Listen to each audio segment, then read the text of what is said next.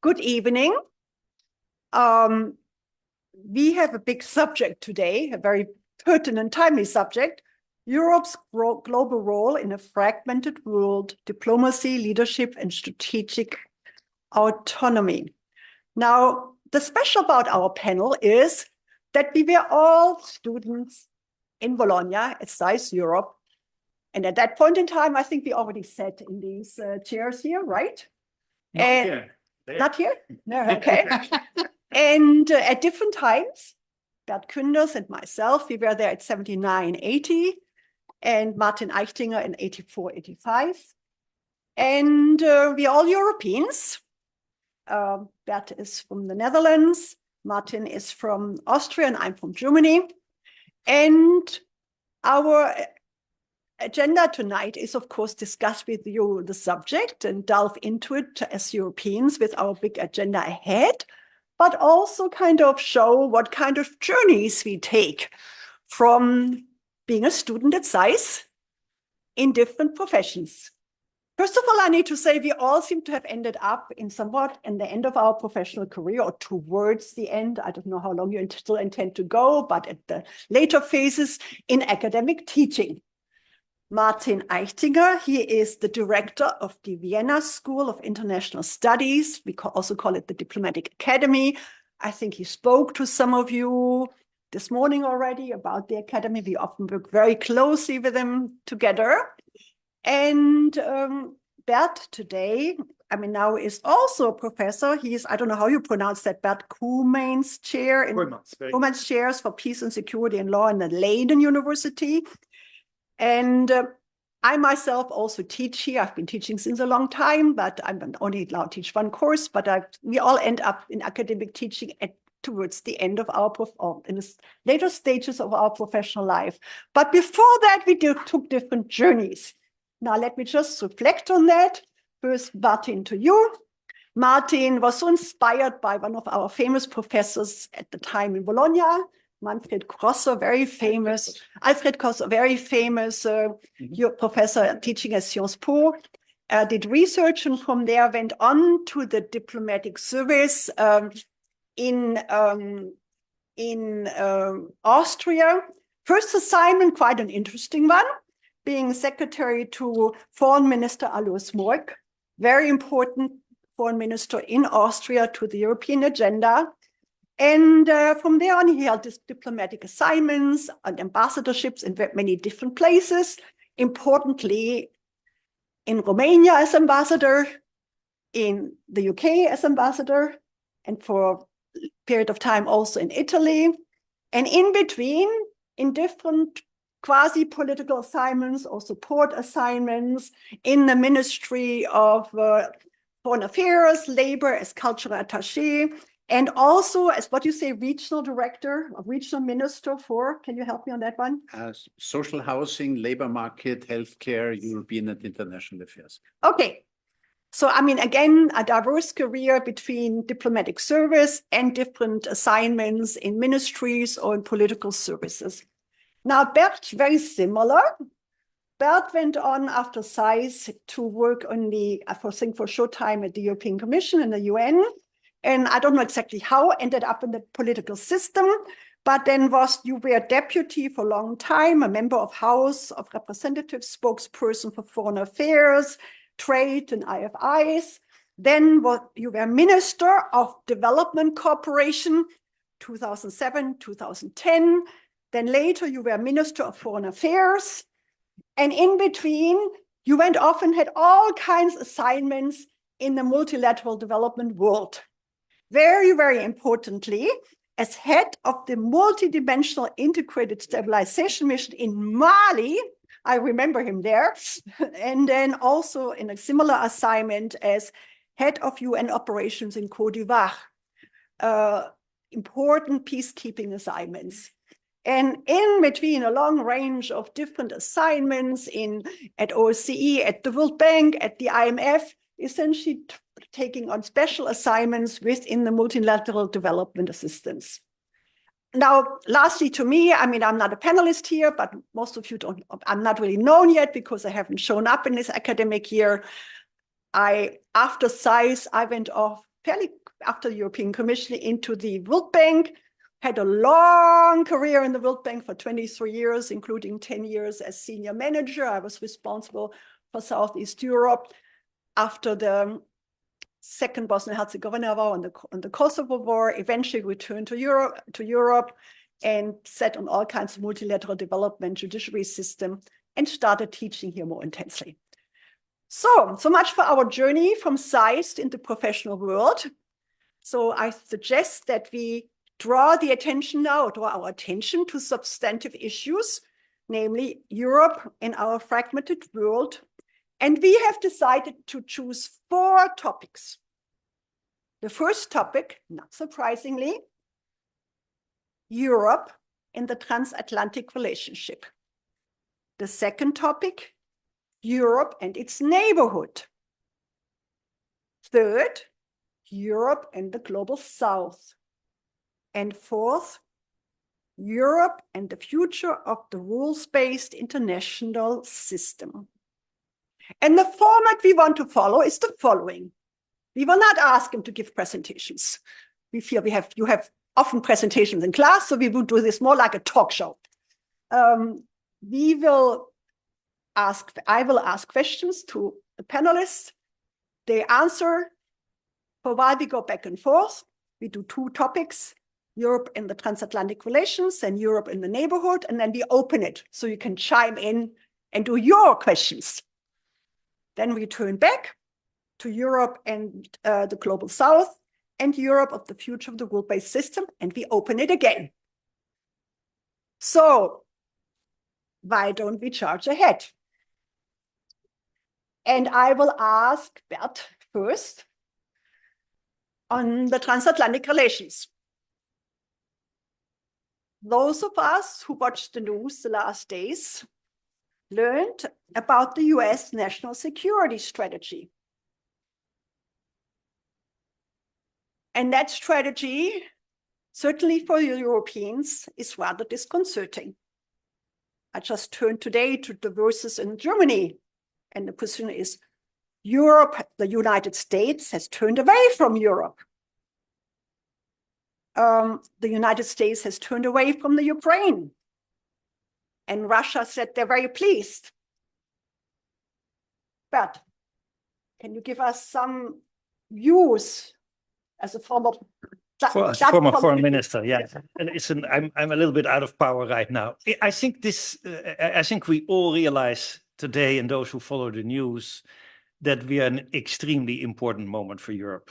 And if you're an American student here, or a scholar, or a European one, this is really a sort of crunch time. It's a pivotal moment to realize, I think, very deeply, and we haven't internalized that yet, that Europe is on its own. We are very much used to a geopolitical holiday. And I think the national security strategy, I hope some of you have followed it in the news, is actually a codification, I would say, of something that we know already for the last 10 years, but obviously has been strengthened, catalyzed by a very unpredictable Trump administration. So I'm not going to read Trump or his office or who is there and at what moment. I think it codifies a few things that we have to realize, even if it's not cast in iron. Don't forget, we also look at an academic university where we have to look at the long lines. And the rate of support for President Trump is only 40%. So there are 60% who don't agree with him. But I think we all have to allow for the fact that the transatlantic relationship, as we've seen it here and when I was a student here, is fundamentally changed, is fundamentally more unpredictable. And I would say very quickly, because you can talk about transatlantic relationship very, very long. If you read the national security strategy for what it's worth, and I think it is serious, then it says a few things, and I'll end with Europe. First of all, I just came from Latin America. The first one is our own continent, our hemisphere is first. I happen to come just from the Caribbean, where they're very worried about Venezuela. We can talk about that later. But I think that's where the foreign policy agenda of the United States is very much linked to the domestic agenda, immigration and drugs. And therefore, it can get a certain amount of support also from the rank and file of both the Republican, not so much of the Democratic Party, because we see illegal acts at the moment at the global seas, including in the Caribbean. But that's not the question, so I'll leave it. Secondly, I think then the pivot to China, which we know for many years already under President Obama, is actually being clarified to a certain extent in the NSS by saying we take China seriously. And implicitly, there is a certain respect even for China, which I hadn't heard so many times in the last 3 years. But this is our strategic area. So Taiwan is in it. It's about strategic relationship in the Pacific and the first horn of islands that you see just outside. So that's, I think, the strategic pivot. And basically the NSS says you have to be, we have to be avoiding war for being strong, peace through strength, basically, the vocabulary of President Trump's presidency. The third is, I think, and Africa is not important except for transactional. You get some rare earth material out of it, and you can do some transactions in peace agreements.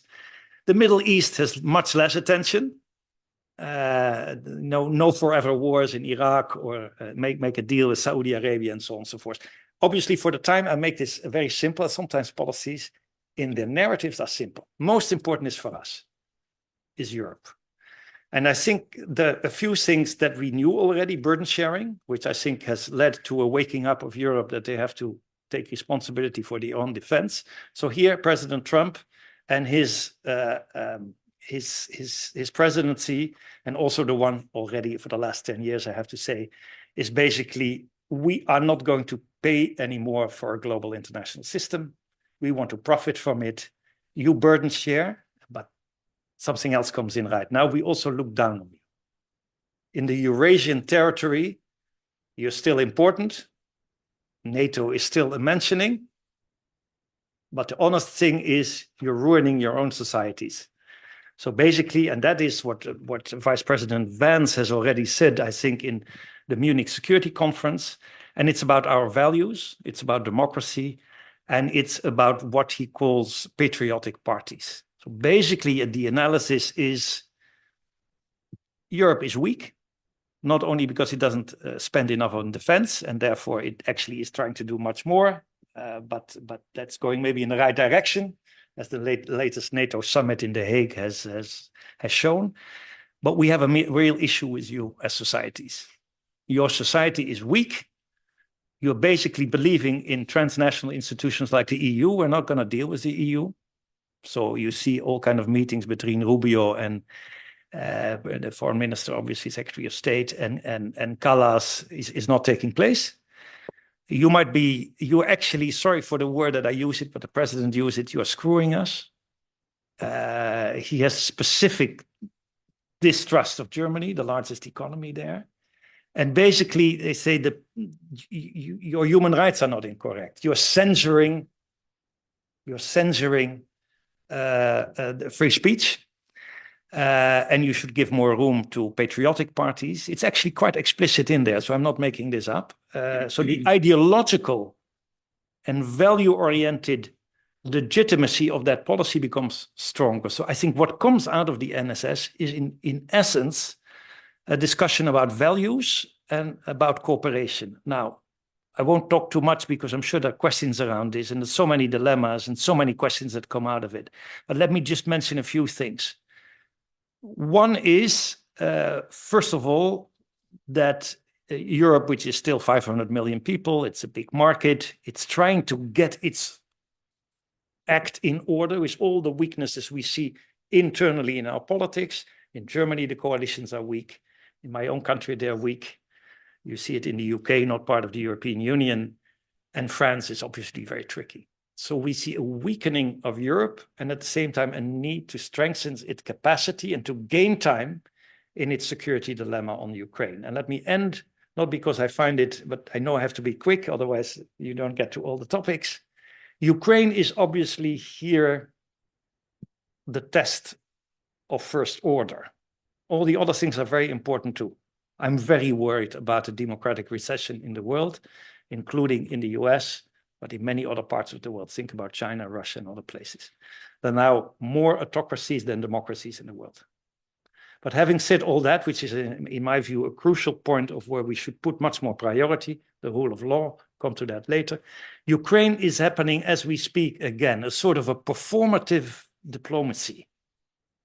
Today, President Macron, the Prime Minister of the UK, the Chancellor of Germany, a sort of a triumvirate, you could say almost an informal Security Council in Europe, is meeting again with Zelensky, trying to influence a negotiation between the US and the Ukraine and Russia. And here the key point of the national security strategy in your question is, in my view, that the US is not, it even says so in the NSS, or sorry, in the first agreement that they wanted to sign with the Russians, and in which is now being at least somewhat changed in the discussions we had the last couple of days. But it basically said, we have to mediate between NATO and the Russian Federation, as if the US is not part of NATO. So we see here a very awkward issue in which, you know, the Russians also in the NSS are not seeing as the aggressor. That doesn't mean you shouldn't have peace negotiations or something like that, but it is colored by a positioning which basically says, let's very quickly make a deal on the basis of an agreement in which Europe is not participating in its full power. That's why this meeting again is taking place in London. Absolute last point, Arna, there's only one lesson I have on this. Don't criticize the NSS, criticize those, I'm talking now not necessarily to the American or European students. We are late. It's now a call for Europe to think through where its strengths and weaknesses are. And we have enormous vocabularies around strategic autonomy. The defense of Europe for its values and its future and those of the Ukraine are now interlinked. One is a condition for the other. And obviously, in diplomatic terms, it means buying time with the United States. The United States is not our enemy. But it take very care, this internalization of our politicians, and I've been one, and I've seen that we still sort of think in the end they will help us. And maybe that's the case. And let's hope so, that NATO remains and we do a quick burden shift towards a Europeanization of defense, which I'm a big proponent of. But realize in your mindset from now on, it's a different story, and it was already for some time. And make your policies on diplomacy, on the relationships with Russia, whatever they may be in the future, think through also scenarios in which things might be quicker. The defense, this was the security strategy. There will also be a defense strategy from the United States that comes out, I think, in 2 months. I might be mistaken. That will basically say that there will be a reduction of American troops in Europe. And it will talk about the reliability, I think, implicitly about the security guarantee. That's not gone yet. I think, you know, American interests remain very much in a strong Europe as well. But for the time being, it's so unpredictable. And it's now such a part of a transactional, economic and ideological element that we have to see to what extent we have the proper policies in this. And that is something I'm sure, Anna, you want to bring up. What are we going to do with this? Thank you, Bert. Well, I was in touch today with some members of the political system in Germany, and of course it was in the press. The German economy, or Germany, which got some special attention, that strategy was in shock for the last days, but started to speak up today. And the shocking is, of course, that this is now in writing, what has already been told to us by Vance in a lecture at the Munich Security Conference in February, that we are not adhering to democratic values, which I must say the German politicians did not take kindly. The other issue is we will help you to find your way again by interacting directly with rightist populist parties, namely in Germany, particularly the AfD, which was by no means welcome, as one can imagine. The other issue, one has seen that now several times, the moving away as a member of NATO. I mean, Bert talked about, we help you we help you negotiate, the NATO to negotiate with Ukraine, which essentially you say as a mediator, as an outsider, not as a member of NATO. So the Germans took that very much as a signal that the US does not consider itself a full-fledged member of NATO anymore. And that we are supposed to play a stabilizing role with Russia to stabilize the system. Martin, over to you. Well, thank you so much. I will try to get the topic from Bert to me by quoting Prime Minister Modi, who said we shouldn't criticize Trump, but we should analyze him. Now, the national security strategy is something which is a strange animal, in my opinion. On the one hand, I've read it very carefully, and I really advise you to read every line of it. Because on the one hand, there's a lot of positive messages about Europe. I mean, praising for Europe's manufacturing capabilities, cutting-edge scientific research, world-leading cultural institutions. But then something where I think this, and Costa, the president of the European Council, said this has gone too far. I think there's this one point which I think we can not really accept, is that basically the NSS says that US needs to interfere to revive the European spirit and to help Europe correct its trajectory by supporting let's say the MAGA elements in Europe, if I may call it that way. So I think this is a little bit very far-reaching, because this is really, and we get later to international law, is really very much into interfering in our European affairs. But where I'm absolutely with Bert is that we need to focus on us. Because what Bert said at the beginning is we are home alone, if I might put it that way. We have noticed that there's no longer this automatic link, which we particularly, for example, Austrians after World War II, Marshall Plan, care packages, we have been liberated by the United States. There was always this extremely positive attitude, and there was almost an automaticism on this relationship, and it's no longer there. And so we need to look at ourselves. And why do we need to look at ourselves? Because there is lots of things we need to do. First and foremost, and you mentioned it, of course, there is the need to get our house in order when it comes to defense and to security. And security has so many aspects, because security is everything from cybersecurity to supply chains, to food security, to energy security. All this needs to be taken care of by the European Union. And a lot of it has been written down by two famous Italian politicians. You've certainly looked into the Letta and Draghi reports, and they very much basically put forward what needs to be done. I want to just mention one example. Recently, an Austrian banker said to me, 30 years ago, among the top corporations in the world, there were always quite a substantial number of European companies. And if you look now to the whole area of high-tech, the high-tech giants in the US, the high-tech giants in China, nobody there from Europe. And why? Because one of the elements is that we were not able to allow European companies to scale up. There was not a capital. The real problem is our capital union.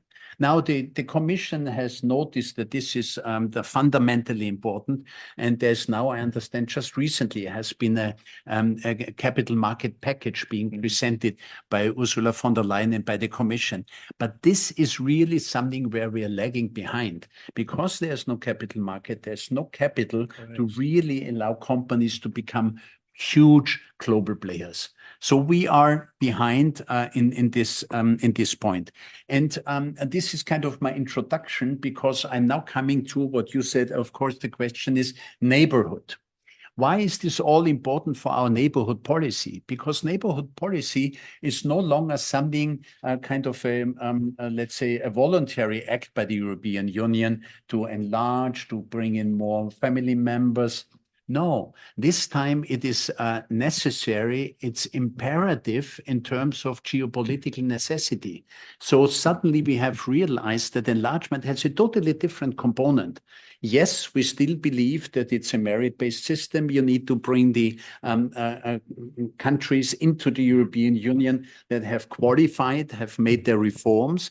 But at the same time, there's a lot of pressure to speed up and accelerate this process. And I was involved in this setting up an interesting group where the Czech Republic, Slovakia, Slovenia, Croatia, Greece, Italy, and Austria members, and that's the Friends of the Western Balkans, who, by the way, just met last week prior to the OSCE ministerial in Vienna. And this is the idea. We need to speed up this accession process because, after all, as you know, we have given a promise 2003 at the summit of Thessaloniki that those countries would have a perspective to become members of the EU. We have started accession processes with Moldova and Ukraine, and as you know, the ones with Georgia and Turkey are on hold. But the question is really, apparently, in today's world, what counts is military and economic power. And military power is our spending on defense, bringing a European cooperative effort into military research, industrial planning, the harmonization of the systems. There's this figure out there that the Americans have 30 big weapon systems. Europe has 180. So we are not really prepared to play a crucial role in the military field. And in the economic field, I just mentioned all the things we need to do. And enlargement is one of the elements that can increase our critical mass to really play a role in the world of today. And I'm talking, first of all, of course, of the 10 candidate countries, with 8 of whom, of which we are now involved in negotiations at one status or another.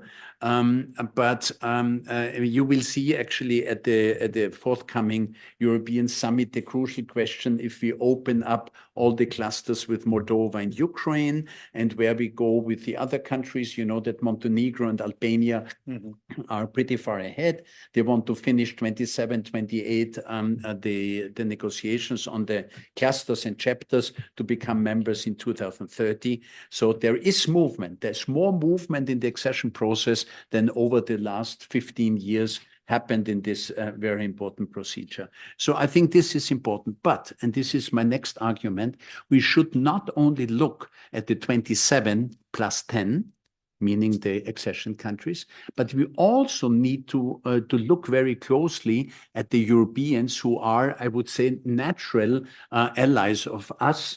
Those who are not members of the EU and not even candidates. I'm talking about Norway, about Switzerland. I'm talking first and foremost, of course, of the United Kingdom, which now has a renaissance, not only because apparently there is a shift in domestic politics, and for the first time we see those opinion polls that show that Brexit was a mistake, and there's apparently at the moment a majority that would favor a closer relationship with the EU, but also Keir Starmer, Prime Minister, came back to the European Union, I would say, via the security aspect by joining the Alliance of the Willing and getting engaged very strongly in Ukraine. So all those countries which are not EU members or candidates are important to get closer.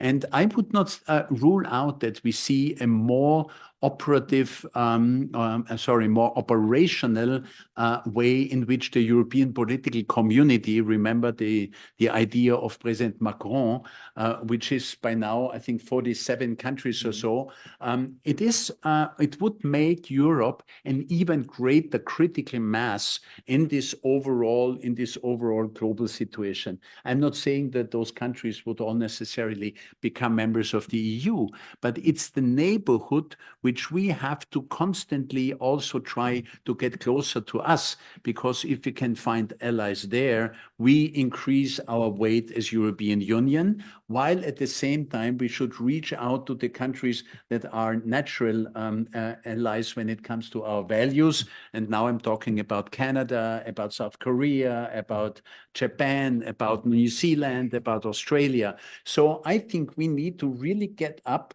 and increase our role in global affairs by getting our house in order, but at the same time try to become closer and a more critical mass as Europe. Yeah. Well, thank you very much. I would just like to raise one question in that context. Namely, I hear you that creating a greater critical mass you consider essential for making Europe a more pertinent power in the present changing geopolitical power structure. More people, more economy, more military presence, alignments of structures. But I also hear you say that the EU enlargement process is very important for that. I hear that as an essential element. Now, the argument, however, can also be made that enlargement has, with the present EU governance structures, has actually weakened systems. I mean, Bert earlier on said, we are late. Yeah, we're behind time. We have missed it. It's time to stand up. We, as individual countries, we are not powerful. We can only become powerful as European system. For that,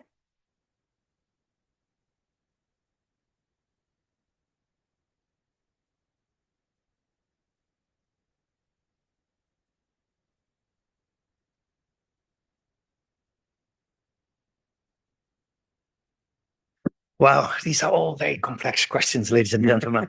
And having been as a foreign minister, and we were part of this whole discussion. Look, basically, that's unfortunate. We agree on many things we just said. It's always nice if you have a sort of a difference of opinion. Let me just say a few things around this. Maybe because also we come from different countries. In my own country, the issue of enlargement is viewed much more critically than, for instance, in Austria. Doesn't mean necessary that, but I think we come closer together actually for a few reasons. One is enlargement is being seen as a geopolitical necessity.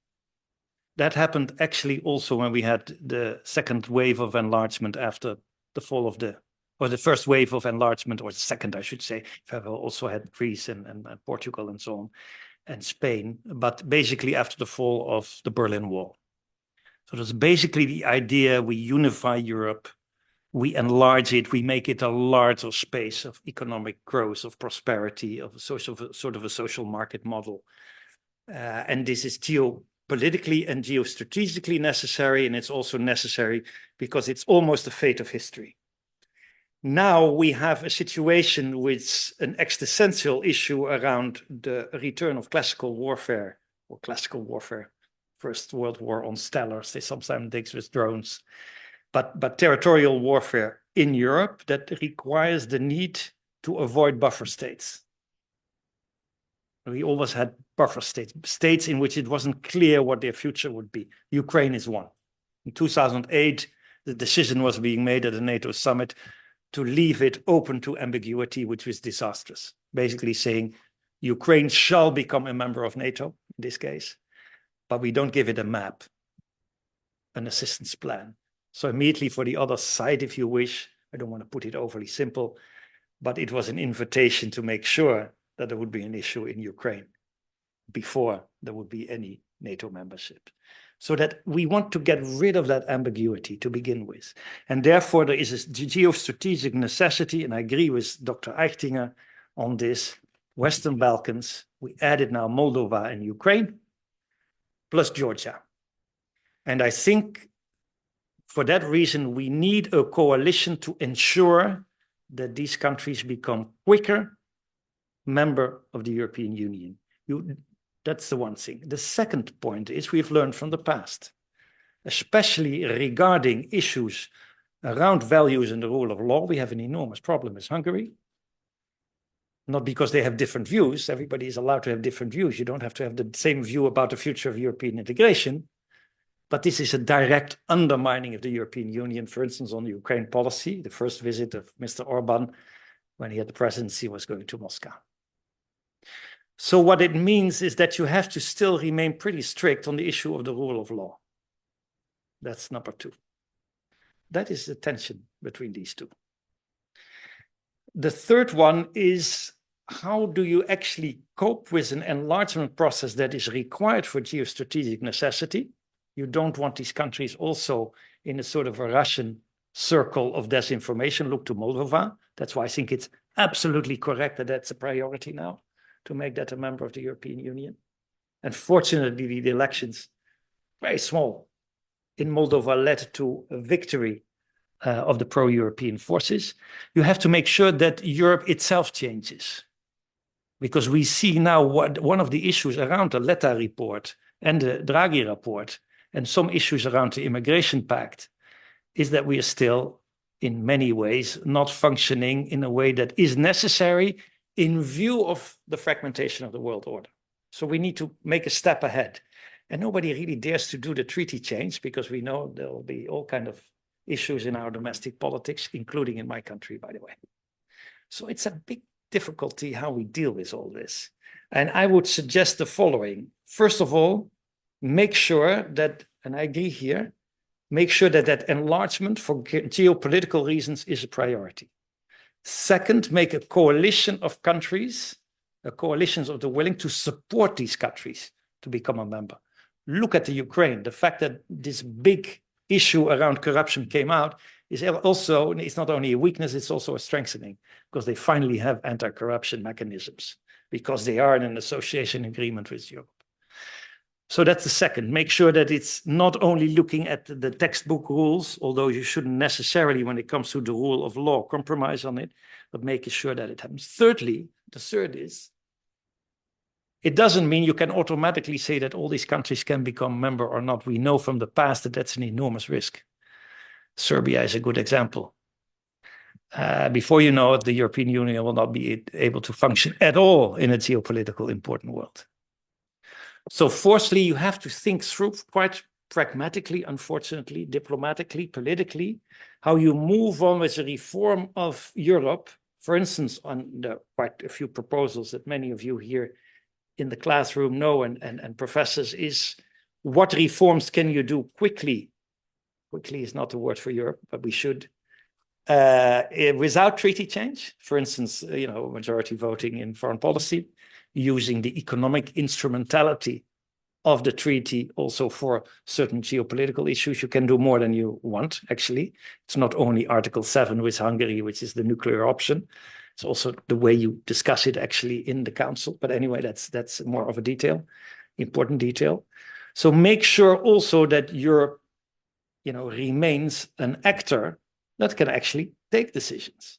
And the priority is now around, in my view, I agree with my colleague, around the defense at the short run, because if we remain even longer dependent on the US, then it means that on trade and on all kinds of other policies, we're going to be in a dependent situation. You saw the trade deal that was made this summer. I have a respect for it. I think I would have agreed with it on behalf of my country if I would be foreign minister, but it's not a strong agreement. And you see the US is renegotiating everything every time. That's Trump. He does it very interestingly. So we thought we had a trade deal and steel and everything. Now he's retrying, and that goes with the ideological part, with the high tech.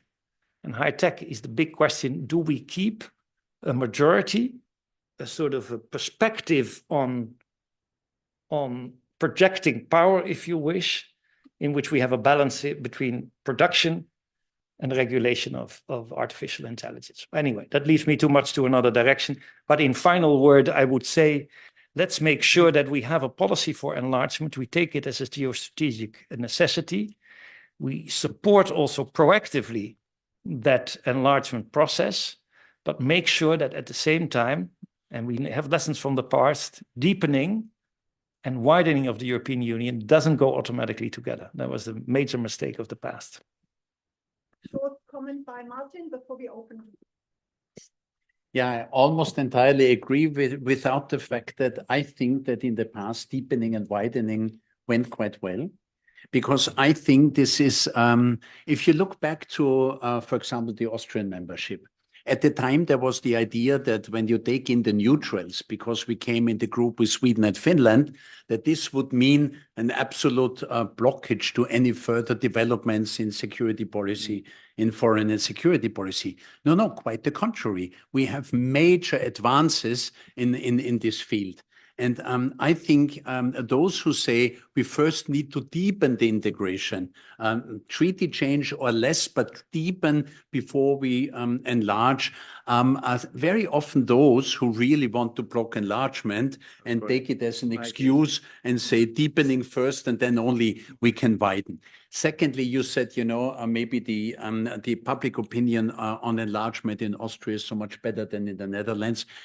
Well, we are currently in the latest polls, we are at 45% of support for an EU enlargement. We were already much lower. We have evolved because of the argument of geostrategic necessity, but we still don't have a majority. And I think overall, in the 27 EU member states, we will need a Herculaneum communications effort, really a very, very big effort to convince the public that this enlargement, because there are, of course, a former Austrian politician once said the Western Balkans have more history than they can digest.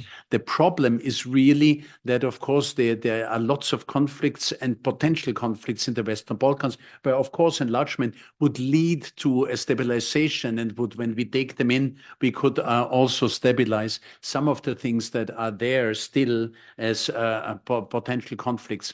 I think we need to really work on communicating the necessity for this enlargement. Last point that I have here responding is, you said we need to help those countries, and I'm happy to say that this group the group of the Friends of Western Balkans, they developed the concept. Actually, my former foreign minister was very essential in this, of gradual integration, which is now a key strategy of the European Union. We allow those accession countries to come into several programs of the European Union to also demonstrate to their public, particularly, for example, in countries where you have a difficult situation like in Serbia, that you show them that they can be part of Horizon, they can be part of Erasmus+, they can be part of the European banking exchange system. So there are all sorts of goodies you can to offer to bring them closer to the EU prior to their full membership, without using this as a possibility to delay. But I think this is a very important element. Thank you. I would now like to open the floor to you all. Why don't you ask the questions?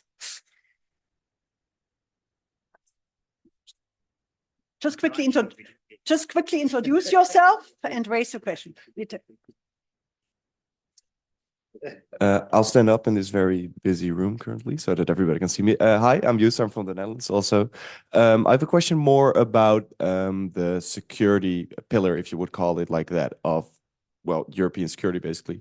How would you see Europe building up its security through like collective procurement within the EU, maybe a EU pillar of security? What do you then do with countries that are not part of NATO but are part of the EU? Can you, like Austria, exactly, can you basically replace the NATO with what the EU is doing? Or because we already have this infrastructure with NATO, should we trust on that functions at least, despite maybe the unreliability of the US? That's it, yeah. Professor Gilbert? Thank you for your very interesting talks. Bert, you started off by saying that Europe needed to rethink.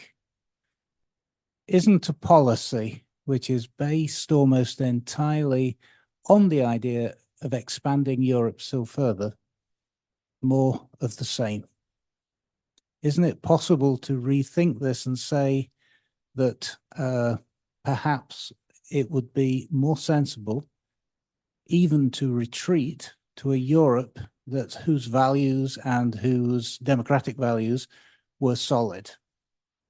Now, I don't think anybody can go to some of the countries in the Western Balkans, particularly Serbia or whatever, without wondering whether these countries, no matter how rich their history, and no matter how European you might consider them, at this moment might add to the fragility of the broader European project. I suppose the question that I'm asking is, I think excuse me if I'm giving a long talk, but you really made me think about a lot of questions here, asking a long question, that we've had a tendency in the European Union to imagine the European Union expanding to everywhere that was inverted commas European and perhaps further.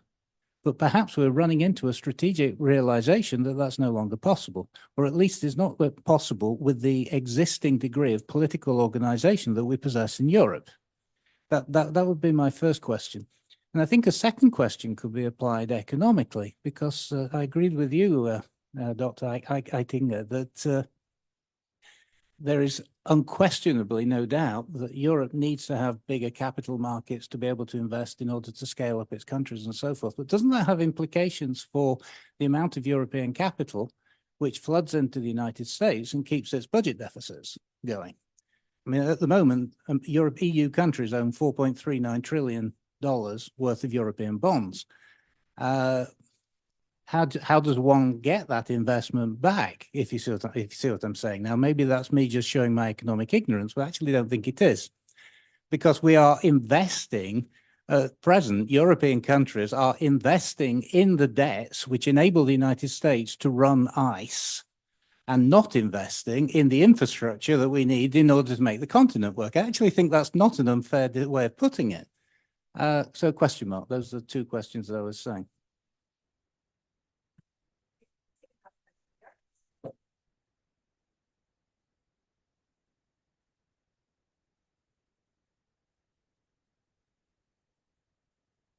Good evening, all, and thank you very, very much for coming. My name is Ian Donahue, a second-year student.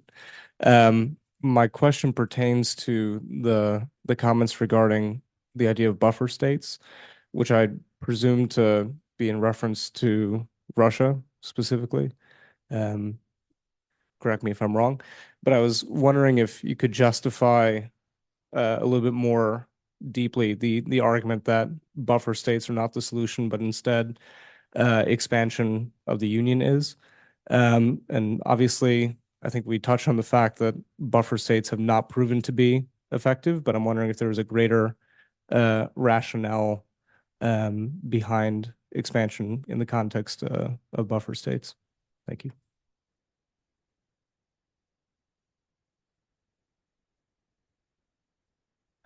I think I will start off with the security question.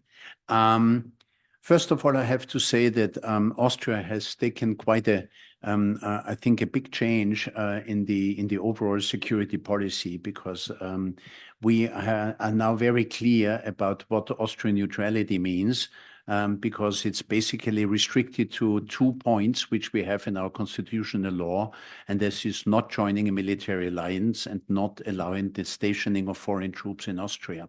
What we have done when we joined the European Union was that we have changed our constitution that and put an article in that for whatever happens within the European Union, if I may say so, in the family of the European Union, does not trigger the question of neutrality. So, for example, in the case of a war against one member of our European Union family, there would not be neutrality. There would still be a question on how we would then support it. Like now in the case of Ukraine, our support is very strongly in the financial humanitarian sector.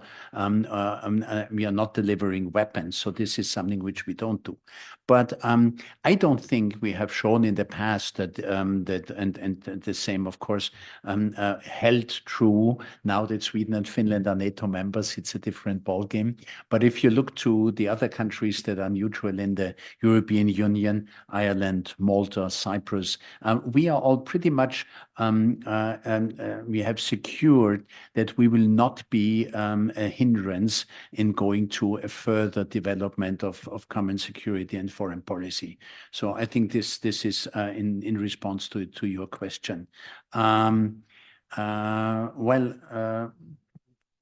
I just wanted to say one word before. please. It's basically it's your question, but I just wanted to say when you talk about expansion and enlargement, organization is one thing, but in terms of shared values, 4 out of the 6 Western Balkan countries have now a 100% full foreign policy alignment with the European Union. So you have to differentiate. It's a very different situation when you look like countries like Montenegro and Albania, or you look to Serbia. But I think we said it's a merit-based approach. So the question is, some countries are absolutely willing to support not only the EU's foreign policy, but also, of course, are very convinced to share the values of the European Union. So it does not really relate to all the 6 enlargement countries in the Western Balkans, and certainly not to Moldova and Ukraine. But I'll pass on to Bernd. Thank you very much. Thank you. Very quickly on the questions, and I'll limit my answers because they're all very good questions, but you could talk about it for hours. Let's start, first of all, on NATO and European Union. My point would be they have to change in tandem. So the quickest which have to happen, I think, since there is still the nuclear relationship with the US, and to a certain extent also the conventional one, we'll see what happens. We can't predict it. I think it will be quickly a reduction of a certain amount of American troops. We have to do 2 things, in my view, is like we do with the banking system, make a stress test at the short to medium term. Do we do the right type of defense investments? And in terms of how many troops we can have on the grounds, including in frontline states like the Baltic states and Romania. The second is, and that's the key, I think, is a burden shift. I think the Americans were absolutely right. It is outrageous that 70%, they use that figure, and it's a bit debatable, but of the funds came from the US. So that they want a burden shifting is very important. Now, what I was, I was part of the discussions around the NATO summit in The Hague, and you see actually that there 2 things were not part of the discussion. It was basically of making sure that Trump remained part of NATO, because it seemed that Article 5 became unreliable. Nobody speaks about it, because once you speak about it, I never did as a foreign minister either, when you speak about it, it's already unreliable. On the nuclear issue, I'm not so sure that it's unreliable in the short term, but there are discussions now between France and UK and some of the other countries around a nuclear discussion. Questions how that deal relates to the non-proliferation treaties, another thing. Very important thing. Everything. I mean, this school becomes only more important. And the rector, I'm sure, knows this more than anybody else. But I would say we have to do it in tandem. Now, the European Union in the short term will be around finance. Because basically now already the European Union is financing most of the support for Ukraine, both militarily by buying American weapons and send them to Ukraine. And there you see the issue of burden sharing in Europe. There's some countries that really finance them, including, frankly, our own country, the Netherlands. I don't see France doing much. So you get an enormous problem of confidence in the near future. That's why I think on this one, and here I disagree with my own government, if there's one thing when we talk about finance and making sure that maybe 50% is bought with a few countries in the European Union, that's what the European Commission wants, is the only way we can go forward. And the best element of burden sharing is doing it to specific Eurobonds. My government is against it. The German government is wavering. I'm not, and because everybody says, oh yeah, that's bailing out France and Italy. It's not. If you look to the GDP, it's the difference between, I think, 83% or 84%, 1% of the debt level of the whole European Union. So the tandem between NATO, because they're much better in command, interoperability, that's the thing where we need a burden shift to Europe. It will take a little bit of time. But at the same time, the finance, I'm very worried about that. The US is not financing anything at the moment. And we are buying the American weapons. And I saw this whole, and we'll have the summit in December to see if it comes out or not. And we'll, so there is, the problem is if you have a changing world order and more fragmentation, that the steps you take now are decisive for the structures later on. And I'm worried about that. Second, very quickly on the smaller or bigger Europe. Look, I would say where your worries are is a symptom of all of Europe. In my country, still 3 months ago, we had a far-right government. And that's their choice. I mean, people can also democratically vote for that. I'm personally not in favor of the Iron Wall, which you find in Germany. It's a specific case, I agree, because the AfD is different than the PVV, but nevertheless. We had a far-right government in Austria, where we had for a time no intelligence cooperation with Austria.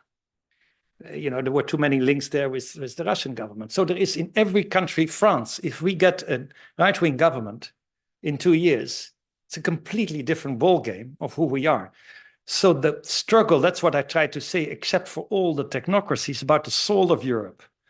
If you wish, and I'm not saying this is equidistance, but Trump, Xi, and Putin are putting us together and they're dividing us very proactively.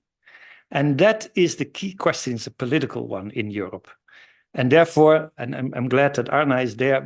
I had the pleasure to live for 8-9 months in Germany, in Berlin. Berlin is going to be key. My country is not going to be key. It's not one country only, but we have an issue now. Who is going to take the leadership position in coalitions of the willing in Europe to move this forward and pay a price for it? As the US might have been, what I learned here at the time at school, the benevolent hegemon paying for all these international public goods. It's going to happen a few of the European countries right now. And that is going to be decisive if we take these moves. And that's my last point, otherwise I'm talking too long about capital markets.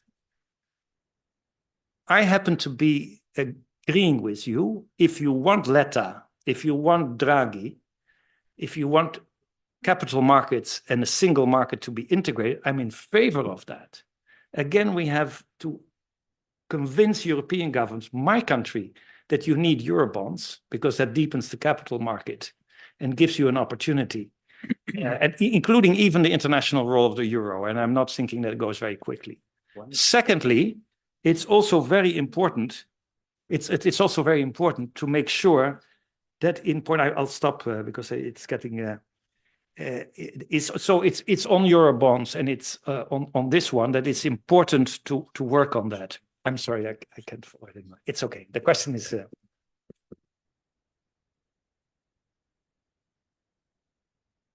I hope one sentence. How do we get the EU capital back from the US?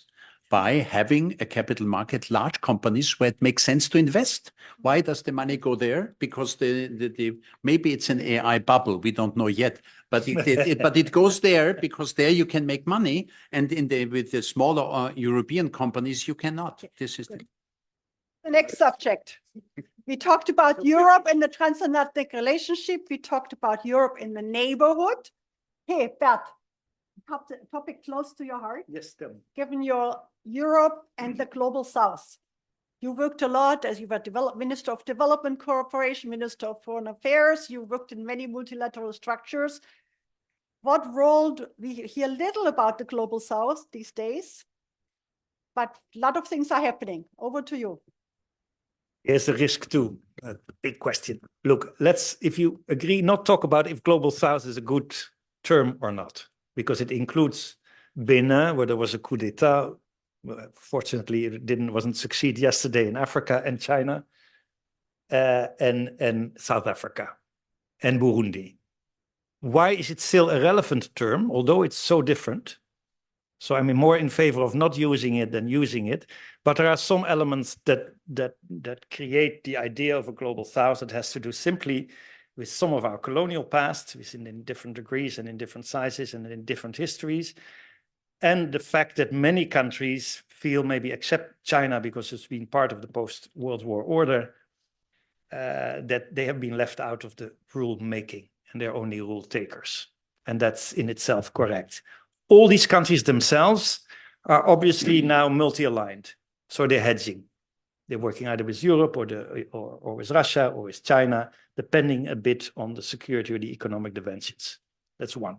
Second, very important, that's why I want to focus on, not on if the term is correct or not. If we have to realize in Europe slowly and intelligently about the time we need to get on our own, it doesn't mean Europe can ever get on its own. We still live in an interdependent world. So we will make sure that we are not being overly dependent on AI and on rare materials and on, this sort of aspect of strategic autonomy is key. Look to China today, just in the papers, 1 trillion deficit we have right now is China. I'm not taking the Trump attitude that the deficit is bad, but nevertheless, this gets a bit out of control because when it can get to the US, it comes to the rest of the world, including us.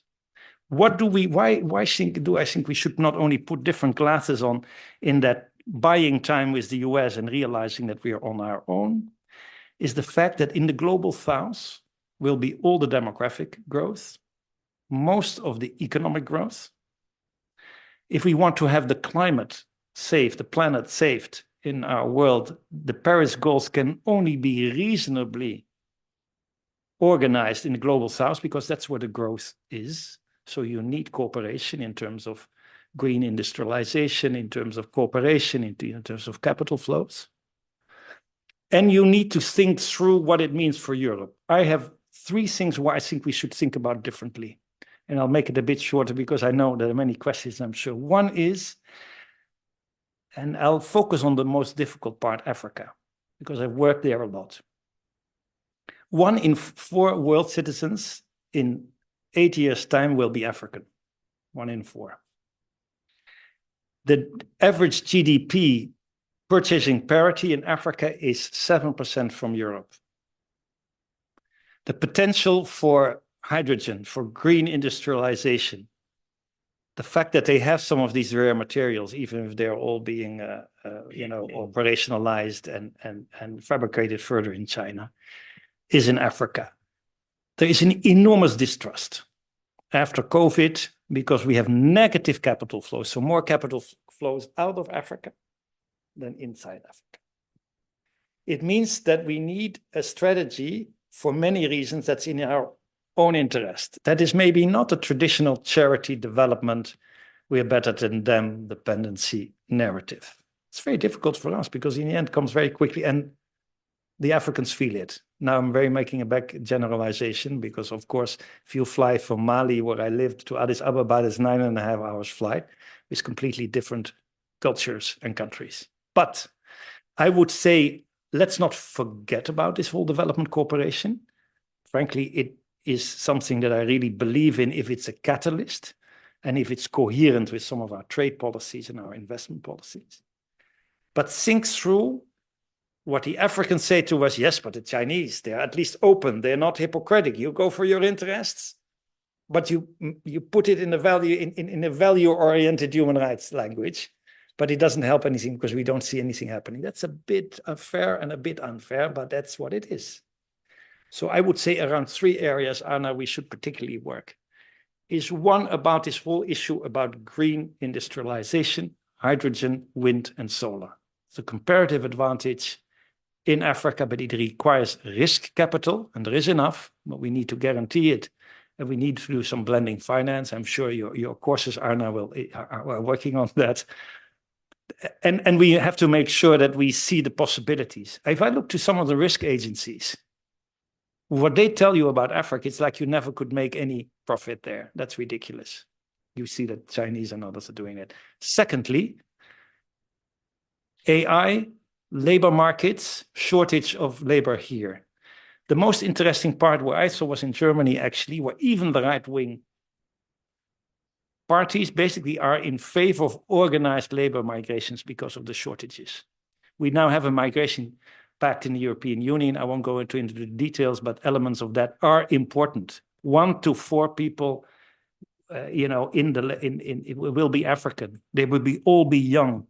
They need jobs. If they don't need jobs, we get more fragility, we get more problems, we get less security.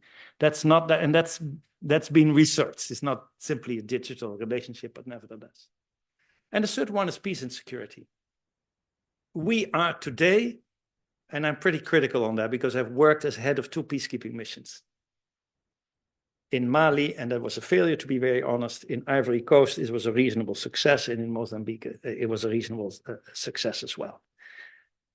But if we do really think, and I understand the existential threat we have in Europe around Ukraine, we all discussed it, that we can continue, and I'll make it a bit political, supporting the United Arab Emirates in the way they are responsible directly for fueling the war in Sudan, then of course, you know, like the Indian foreign minister said to us, you're only interested on a resolution on the Ukraine, and we have to sign by the cross, but you're not interested in our conflict. Now, I'm not saying that it's always completely true, but in essence, if we talk about a fragmented world, of course, there will be a division of labor, but let's make sure that if we want to have all these migrations deals, I've negotiated some with the Horn of Africa and with the Sahel, that's not the way to go.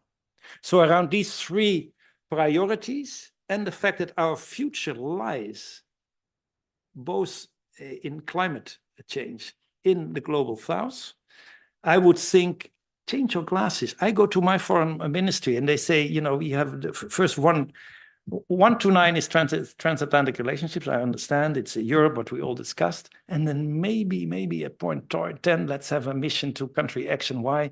Because it's also important that we go to India and Brazil and Pakistan and et cetera, et cetera. Don't think that that's in your interest. The self-enlightened interest, make that also, unfortunately, a priority, and you can work together. Okay, I'll try to be quick to have time for questions. It's about the rules-based international system. What do we see at the moment? We see that the importance of international law has been dramatically reduced, and with international law, at the same time, international organization and the role which we have built up actually since 80 years, since World War II, have also been severely shaken and reduced in their possibilities and in their meaning, in their importance. I'll just read to you a quick line statement. Trump at United Nations General Assembly: not only is the UN not solving the problems it should, too often it is actually creating new problems for us to solve. When you at the same time see the national security strategy that was mentioned today, that United States say that Europe should not block and hinder the US efforts to balance its relationship with Russia again, thereby basically overlooking the flagrant breach of international law with the invasion and the aggression in Ukraine, then you know that international law and international institutions have been severely struck. Reductions in the budget of the international organizations cause serious problems. I was ambassador to Rome and I spent a lot of time at the World Food Program.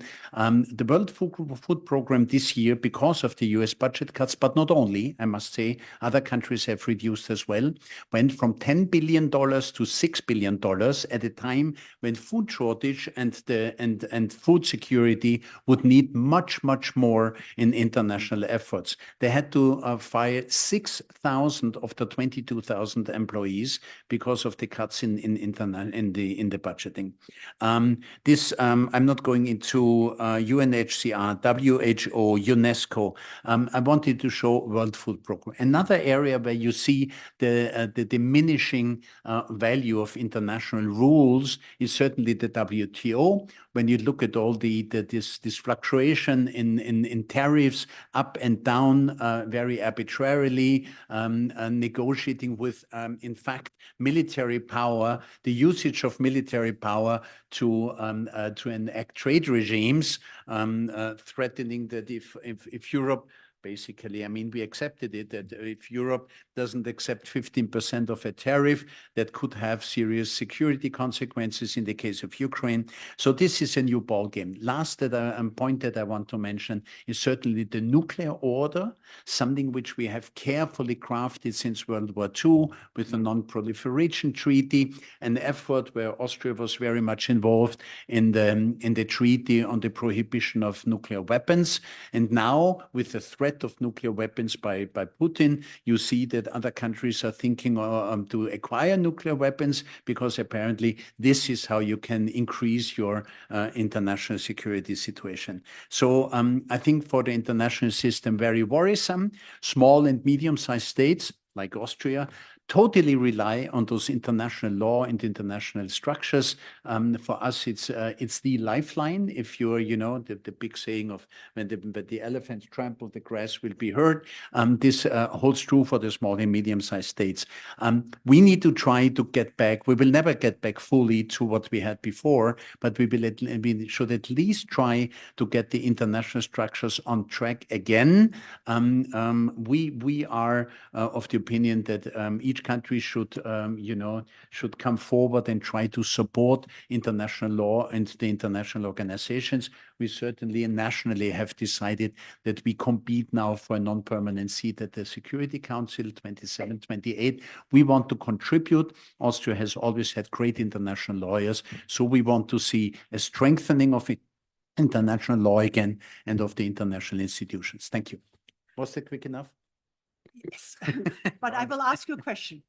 Namely, we talked about two dimensions of the rules-based system, the normative system, which we see in erosion, and the disintegration or the weakening of the governance system, which since the Second World War has been established for different objectives. Now, the US is pulling out of many institutions, essentially decides whether, according to a study carried out by the Trump administration, whether for each institution, whether it serves the interests of the United States. And they have withdrawn from several institutions. You mentioned those. Now, that clearly leaves room for other power systems. We are seeing a system where, while the US withdraws, other emerging big power players, namely China and India and South Africa, take stages. Now, what do you see there evolve? To what extent does this rebalancing of multilateral decision-making and powers will change, also have an influence on our relationships? Well, quick answer. It certainly gives room, and you mentioned it. I mean, we know that China is very much committed to multilateralism, and so China will certainly also in the global south and elsewhere will work on being a promoter and advocate of this international rules-based system and of international law. And it's something where it makes, for example, China even more attractive to the countries of the global south. So I think yes. As you said, there is now a vacuum which will be filled by countries that will profit from being able to present themselves as a supporter of the system. Yes. Look, I'm from The Hague. We have two institutions there, the International Criminal Court and the International Court of Justice. They need a lot of protection these days by countries that stand up for the values of these two institutions. And I'm very worried about that. That's number one. To give you just one, we have some of our American friends know that I don't take it overly serious because we are a very transatlantic country and with lots of American friends, but there is something like the Hague Invasion Act. That means actually that the US can intervene in The Hague. Won't happen at the moment that there would be issues around, I think, crimes committed perhaps by the US military. The other part is actually that at the moment, they cannot use the Microsoft systems because there are sanctions, US sanctions on the judges of the ICC. I see not many people stand up for it. When I was foreign minister, we had the same issue from Africa. Basically, in Africa, they said you're always taking African countries, which was at the moment a bit the case. But I assembled immediately with a lot of other countries, the state assemblies from other countries to say, it's also in your interest to be part of this. Second, I see very quickly that we have to work on the development of international law when it comes to war. Both, we've seen, of course, the massive violations in Ukraine, in Gaza, and in Sudan. Obviously, that means an enormous quickly adapting situation where there is very little protection of international legal order or the development of international legal norms or development of international law. That goes also, by the way, for space. have no naivete on this, but nevertheless, it's important to underline this important point. Last point on the international institutions. Look, I'm also not completely pessimistic. We're doing now, of course, we have a lot to contribute to the fact that the US leadership has supported always international organizations. Of course, also to their own benefit, but there's nothing wrong with that. The problem is that we now, multilateral orders have always been based on power politics. It was the power politics after the Second World War, the benevolent hegemon, and now we're in a different world order. It doesn't mean it's all gone yet. I found it interesting that, especially in the WTO, and don't forget the international commercial and economic law, I have some worries about this whole issue of transactionalism and how it refers to problems of corruption and international legal, how do you call it? Equality is not the word, but at least Level playing field. Level playing field. Thank you very much. That's what I was looking for. So there's an issue there. The WTO, 70% of trade is still happening in a WTO context.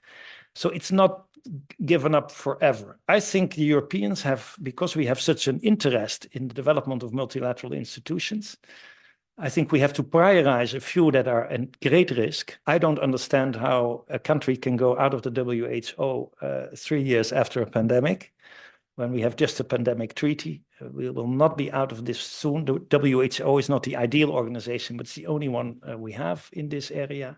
The second is the WTO. I think it's absolutely key to think through how we can work as much as possible with, maybe second best trade negotiations on this. The third is the development system. I see now a further politicization of IMF and World Bank. You saw the loans to Argentina. We have to make sure that, and there the problem is might be already too late. I work still for the bank, full disclosure, and I think it's still one of the best development organizations you have, is all the criticism you can have on it. But we have already still the crazy rule that, an American has to be president as the IMF says a European has to be president. That has nothing to do with the reality of the economic figures I just gave you. If you don't relate legitimacy to effectiveness there, it will further decay. I don't think it's necessarily the case yet. I saw President Trump also supporting IDA still, which I think is very important. We're not supposed to talk about gender or sustainable development goals. That's all. But other countries can stand up for that. And they should. Because before you know it, it's gone. I tell you, before you know it, it's gone. And it's a warning also to all of us. And that's why this issue of the global south is also important. Not that they're all so good. I don't like the Xi's and the Putins and others, and the Modis for that matter. But this is the real world. And we have to work together. If we are part of the same politics or not, there has to be some global public goods around environment, first of all, trade, and I think also around fragility. We will do the investment and the agenda I just mentioned around, hydrogen and green industrialization in the global south. But I've worked in Mali and in Ivory Coast. We have now a whole stretch of completely non-governed spaces in which, again, jihadism and other developments are taking place. And it's not going to be solved by the Russians or by Wagner. It's going to be by thinking through, did we make mistakes in this? Can you fight jihadism with classical warfare? Did democracy really deliver for the young generation? We can get out of this. I'm not saying we should try to do everything, but here is something that is in front of us, and we better think about it, I think.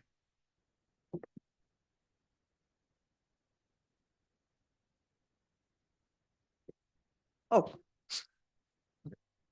I might take the privilege of holding the mic. So I'll be the first one. Dr. Eichtinger, you were saying that there is, a very limited, if not any chance of going back to the world international order as was before the US decided to almost unilaterally pull out of it. And so what I asked myself, and this goes back also to the conversation that we were having at the previous round of question is, but why we as Europeans are not thinking of something different? Because it seems to me that what we keep proposing is essentially let's try to keep the old order as much afloat as possible. Maybe this time without the US, and we might bear the cost. And so, because Germany is the only big country that has got a GDP, debt to GDP ratio which is under 100%, then Germany will bear the cost, and maybe we will fund Eurobonds so that also France and Italy can somehow contribute to this. Why not thinking just something different? And I mean, I see China especially, and of course there is a lot of rhetoric in the way they present themselves that goes beyond what maybe the real geopolitical intention might be. But still, I mean, they have a different narrative. They want an order that they also claim wants to be stable and harmony and so on. But they essentially they branded it, let's say, in a completely different way. Why doesn't Europe do the same? And instead we kind of keep going with the old order and with the old logic and just say, but this time it will work. Yeah, just we'll make sure we'll make it better because we have learned from previous mistakes. But then actually when we try to do it again, doesn't seem that we actually learn that much from the previous mistakes, to be fully frank. Yes, please. I don't know.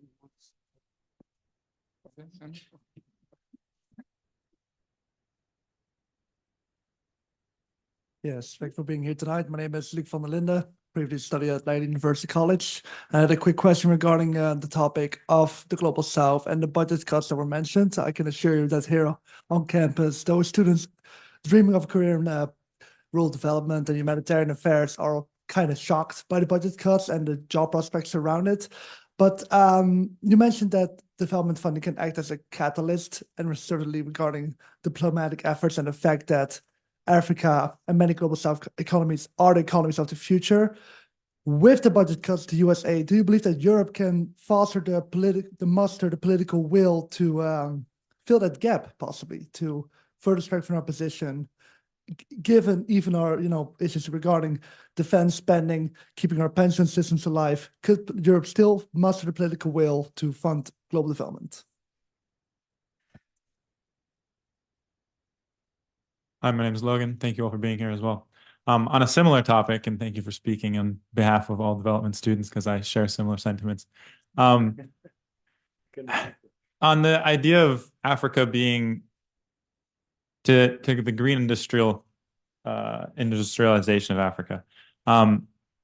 In this new world order, as we've discussed, climate and development are not part of that, and that goes within the United States context as well. How do you reduce that risk that you're mentioning in comparison with China to compete in that new green industrialization of Africa, given this new world order that might be contrary to those beliefs? Another one, Jessica, and then we'll give it over to.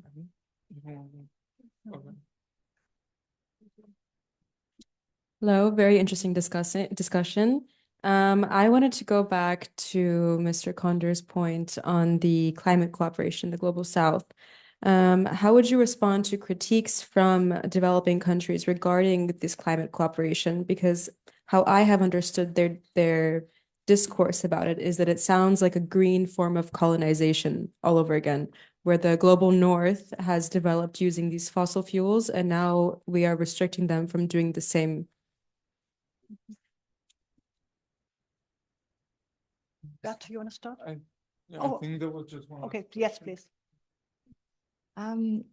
Like my question is kind of similar to Lorenzo's, because like, sorry, as an Asian, I just can't help like thinking from that perspective.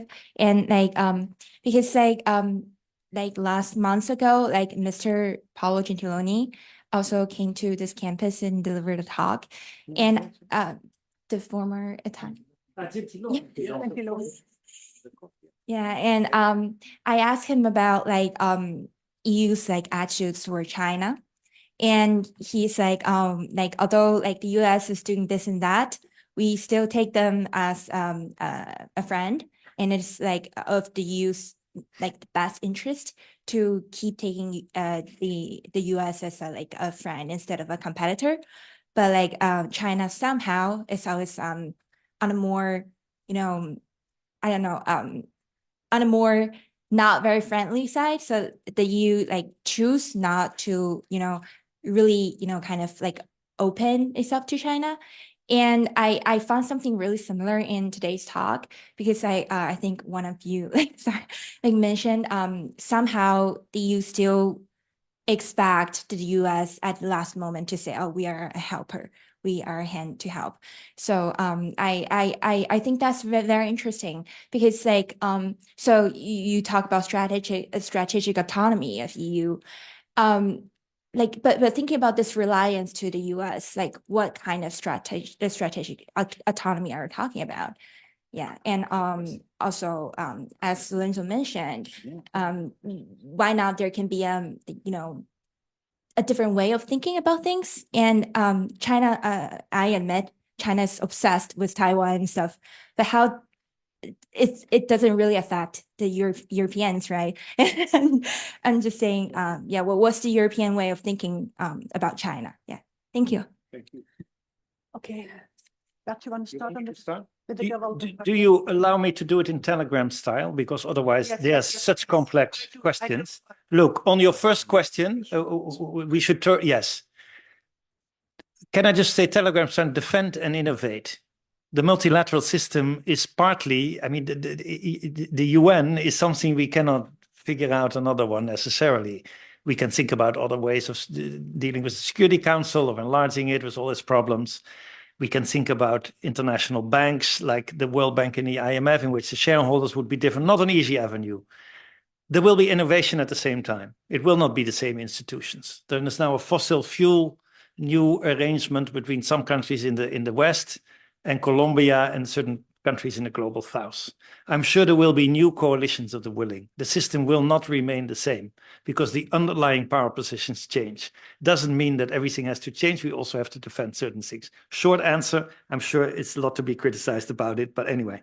Second, on the develop, I mean, I'm a former minister of development. Development in my heart, not as something that is just doing good. It's something about which we have as Europe, especially also, but other countries, a self-enlightened interest. And by the way, there's nothing wrong with the equity question. Development is a key element.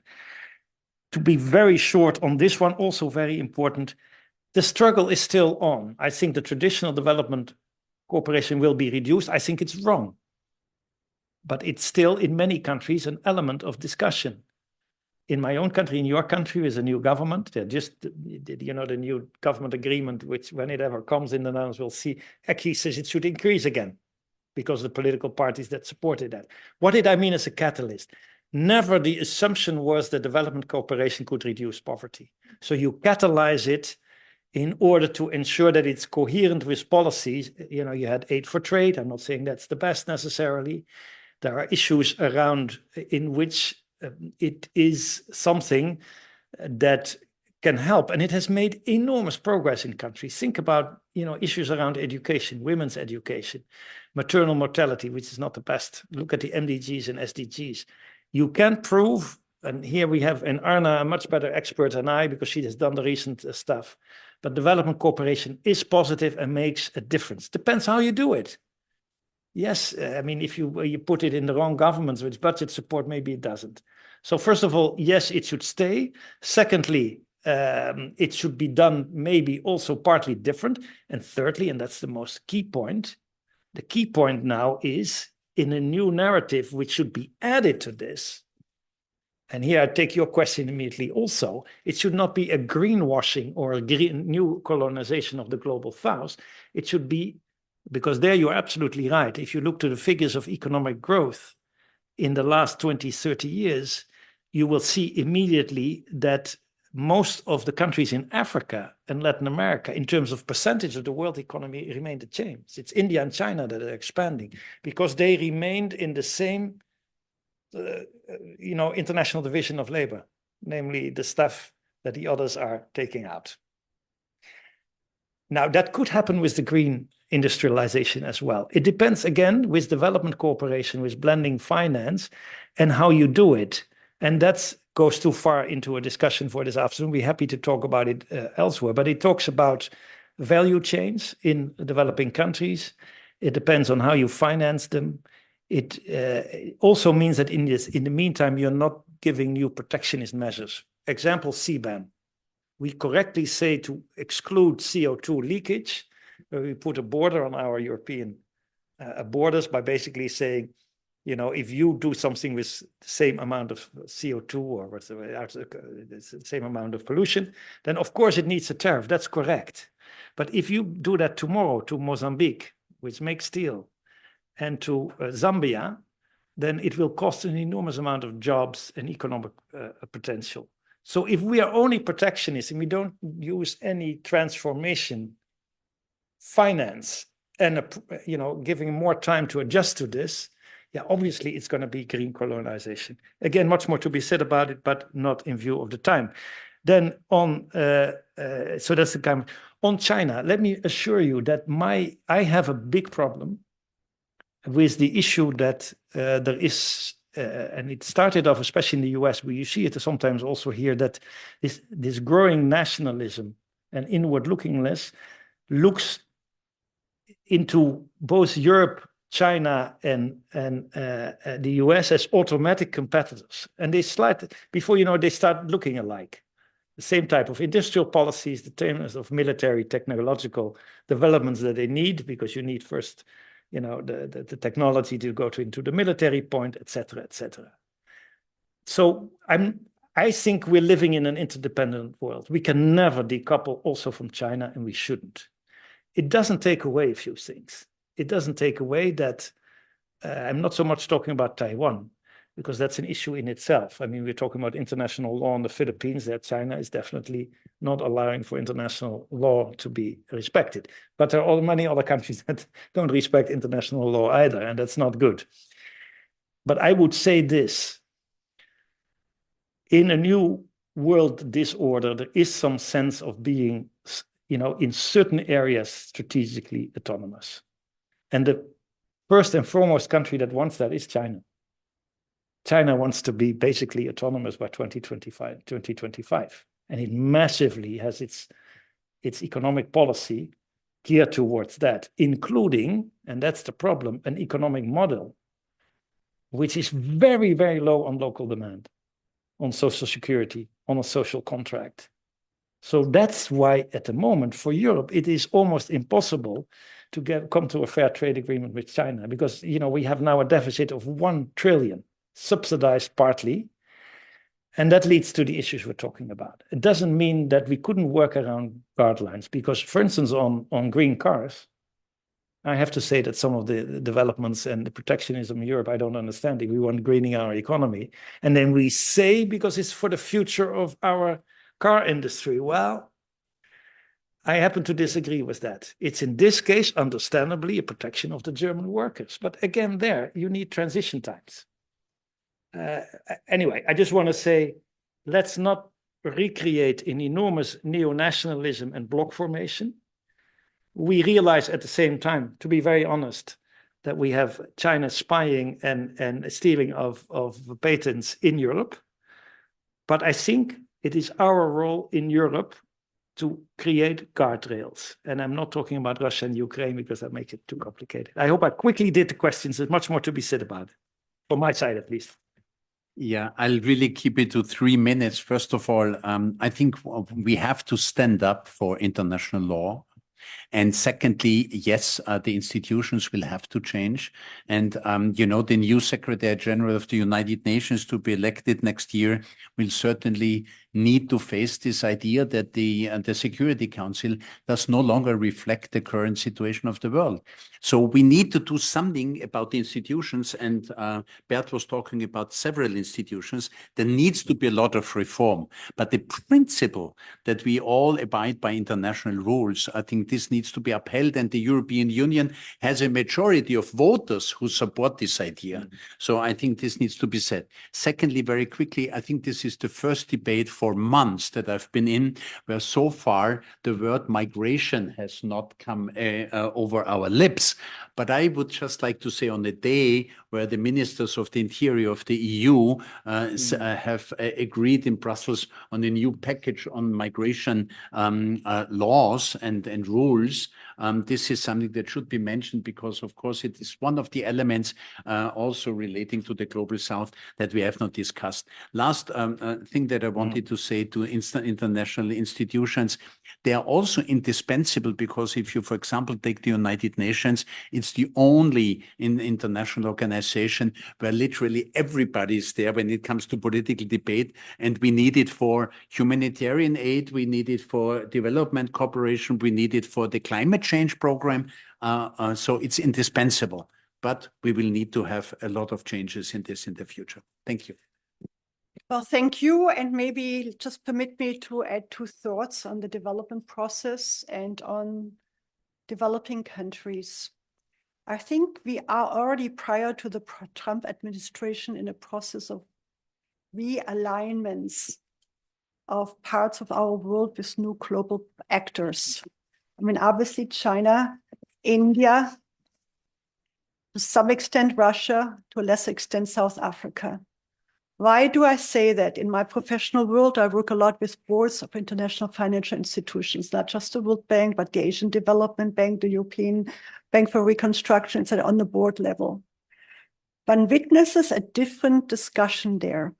One witnesses much more self-confident and determined standing up of representatives of particularly the BRICS countries, which want to shape their own order, which stand up as political blocs, which consider that it's their time to shape the agenda. They do not intend to wish to be told by outside institutions, including the famous World Bank, what to do. They say we can do that ourselves. That was before Trump was elected. Since Trump was elected, of course, we see other dimensions also in terms of erosion of law, of international normative systems. One proud achievement of these structures was that we established environmental norms for investments as standards around the world. When one builds an airport, when one builds a harbor, what needs to be done, a bit similar what we do in the Netherlands, in Austria, in Germany, in the United States, which is by no means common in all developing countries. That has gone quite a far way, very significant, and has become standard practices. It's being eroded. It's being backpedaled. Of course it is, because, if Mr. Trump in the inaugural speech says, drill, baby, drill, why would then countries accept that you tell them what kind of environmental process to establish? So I think the erosion we are seeing is it's more subtle. You don't see that in the newspaper. It's very, very much there. On the other hand, we will maintain many of these institutional structures, maybe with different power structures. We talked about that before. What I'm mostly worried about is the erosion of institutions which safeguards our international public goods. Because that words that you learned that here at SAIS, yeah? When public goods require common action, they cannot be left to the market. And we, of course, see that the erosion of WHO funding, of basic research, the erosion of climate change action, that can do significant permanent damage. But lastly, looking into the future, I think we'll see a different international system in which, of course, development cooperation, its classical form, is not that important anymore. It never was that important, okay? It was always an illusion to think, I think you said it doesn't fight poverty. I mean, of course, I don't go in that debate yet, yeah? But it fights poverty. It fights poverty, but it cannot solve it. Now, it can fight it selectively, but it was an important ingredient, but no means sufficient, even in the past. It's much, much, much more important seen are trade systems, access to markets, stability around, protection, security, stability in the financial systems. I mean, Europe collapses or the United collapses, and Brazil and Cote d'Ivoire suffers. So we need to look in bigger frameworks. Development cooperation is a little element in that, but by no means the only. But we will look at, what we will see in the future. I think the United States will not maintain its isolated position because they will recognize that, at least in regard to developing countries, it will recognize that you cannot just secure access to resources by making a deal. That requires strategic positioning, political alliances, broader support. Otherwise, the deals will not be sustainably coming through. So in the future, we'll look at that system with different geopolitical alignments, with different instruments, but developing countries, which is vast resources, market potential, etc., are still there, so that agenda will come back. Thank you. More? Do you want to add something before? No. Okay. Okay. Good. Then I thank you very much for sticking with us. Thank you. And I thank the two panelists which came to us from the Netherlands and from Austria specifically to speak to us tonight. Thank you. Thank you very much. Thank you. It was really a pleasure.